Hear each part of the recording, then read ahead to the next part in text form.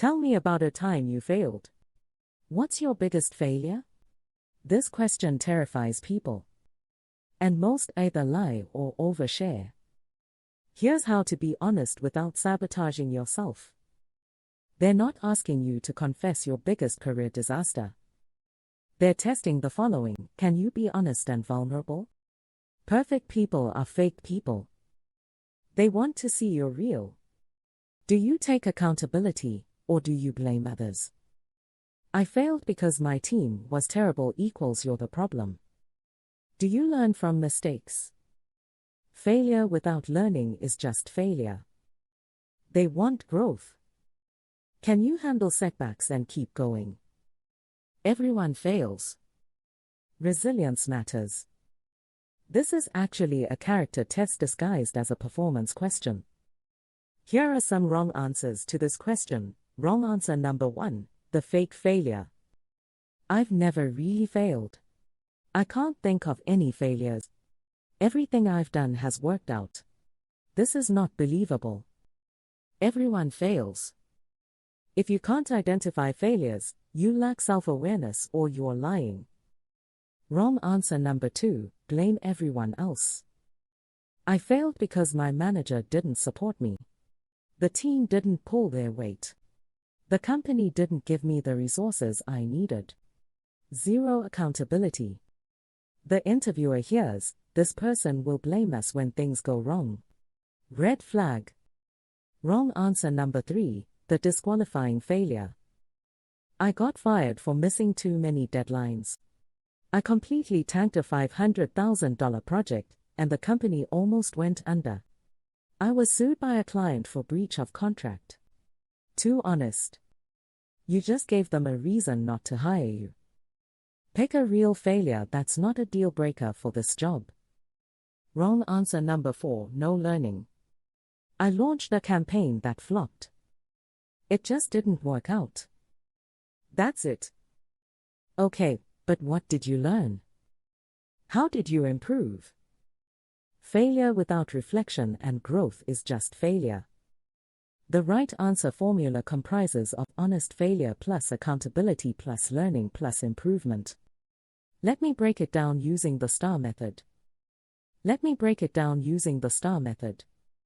Situation. Set the context. What were you trying to do? At company, what you attempted to do. I was confident because, why you thought it would work.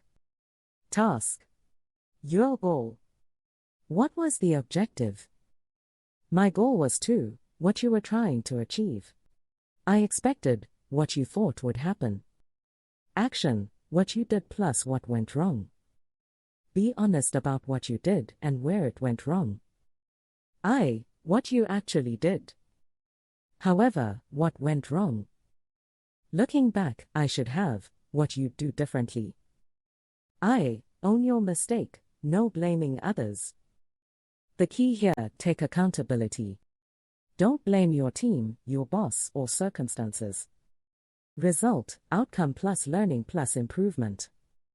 This is the most important part and should take about 1 minute. The outcome was, honest result, be real. But I learned, specific lessons, 2 to 3 concrete takeaways. Since then, how you've changed behavior. For example, concrete example of applying the lesson. Now how you're better because of this failure. This shows that you can handle failure, extract lessons, change behavior, and that you're better because of it. Here's an example. At my last company, I launched a paid advertising campaign without properly testing the audience first.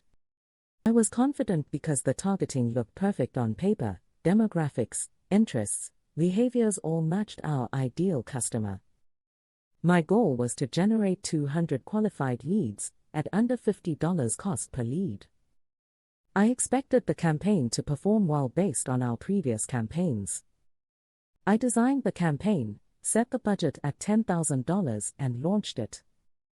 However, after 2 weeks we'd only generated 10 leads at $1,000 cost per lead, 20 times our target.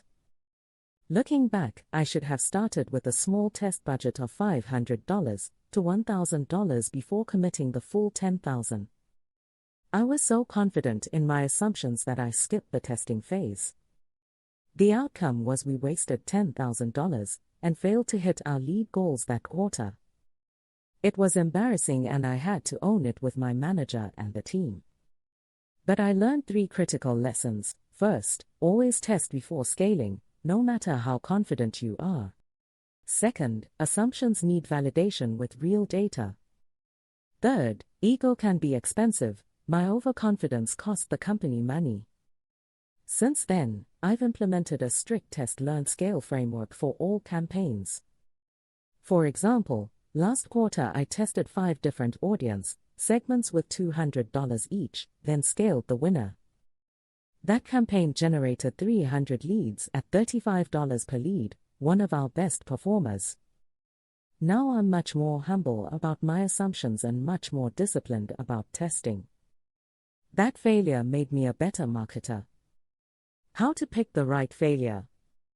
Pick a failure that actually happened, shows vulnerability without disqualifying you, led to clear learning, made you better at your job, and happened early enough that you since improved.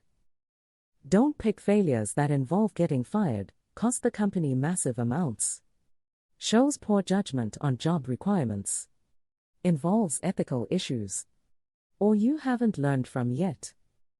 Here are some of the good failures topics: early career mistakes, project that didn't work, initiatives that flopped, miscommunication that caused problems, poor prioritization, overconfidence in a strategy.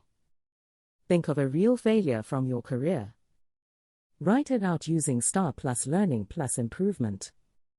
Make sure you take accountability, no blaming others.